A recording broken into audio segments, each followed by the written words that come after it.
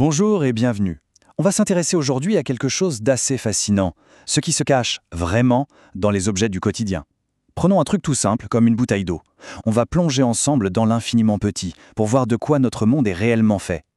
Alors voilà, notre guide pour ce voyage, ça va être 7 bouteilles de minéral. Rien qu'en lisant l'étiquette, on va commencer à déchiffrer les briques fondamentales, pas seulement de ce qu'on boit, mais de absolument tout ce qui nous entoure. Donc sur l'étiquette, on voit des noms, calcium, sodium, ça nous parle, mais qu'est-ce que c'est au fond? Et l'eau elle-même, de quoi est-elle faite?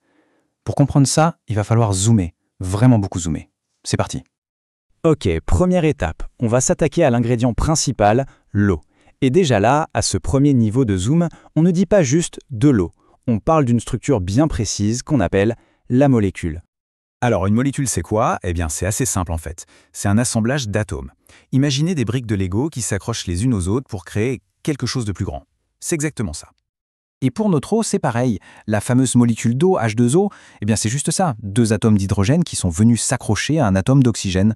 Bon, là, on a la structure. Mais les briques elles-mêmes, c'est quoi? C'est quoi un atome? Allez, on zoome encore un coup. On passe au niveau en dessous pour regarder de plus près cette fameuse brique de base, la brique élémentaire de toute la matière. Et là, on touche à la différence essentielle. L'atome, c'est la brique toute seule. La molécule, c'est la construction, le mur qu'on fait en assemblant ces briques. C'est clair, non? Et la structure d'un atome, c'est assez fou quand on y pense. Au milieu, il y a un noyau avec des charges positives, et autour de ça, on a des électrons négatifs qui tournent un peu comme des planètes autour d'un soleil. Et entre les deux, principalement du vide. C'est ce qu'on appelle le paradoxe de la matière. Et c'est l'équilibre parfait entre le plus et le moins qui fait qu'un atome à la base est électriquement neutre. Ok, donc on a notre atome, bien équilibré, bien neutre. Parfait. Mais revenons à notre étiquette de bouteille. Le calcium, le sodium, c'est donc des atomes?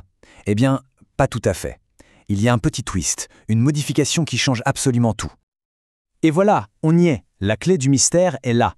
Ces fameux minéraux qu'on trouve dans l'eau, en réalité, ce ne sont pas des atomes neutres. Ce sont des ions. Un ion? Qu'est-ce que c'est que cette bête-là? En fait, c'est tout simple. C'est un atome qui n'est plus neutre. Il a perdu son bel équilibre. Soit il a gagné des électrons, soit il en a perdu. Et du coup, il se retrouve avec une charge électrique. Prenons l'exemple du sodium. Normalement, l'atome de sodium a autant de protons positifs que d'électrons négatifs. C'est neutre. Mais imaginons qu'il perde un électron. Hop, il se retrouve avec plus de charges positives que de négatives. Résultat, il devient positif. Et cet atome qui a perdu un électron, on l'appelle un cation. C'est pas plus compliqué que ça. Donc pour résumer le principe, c'est vraiment simple. L'atome perd un électron, il devient positif, c'est un cation. Il gagne un électron, il devient négatif, c'est un anion. Et voilà, on vient de comprendre comment sont formés tous les minéraux de notre bouteille d'eau. Bon, récapitulons. On a les atomes, nos briques. On a les molécules, nos constructions. Et on a les ions, des briques un peu spéciales, chargées électriquement. Mais avec toutes ces briques différentes qui existent, comment on s'y retrouve? Comment les scientifiques organisent tout ça? Eh bien, pour ça, il existe un outil qui est juste un chef-d'œuvre d'organisation, le fameux tableau périodique des éléments. C'est un peu la carte d'identité géante de tous les atomes connus. Et ce qui est absolument brillant avec ce tableau, c'est la façon dont il est organisé. Tous les éléments qui sont dans la même colonne, par exemple, ils font partie de la même famille. Ça veut dire qu'ils se comportent un peu de la même manière chimiquement. C'est tellement bien fait que ça permet de prédire comment les atomes vont interagir les uns avec les autres. C'est un peu la super anti-sèche du chimiste, quoi.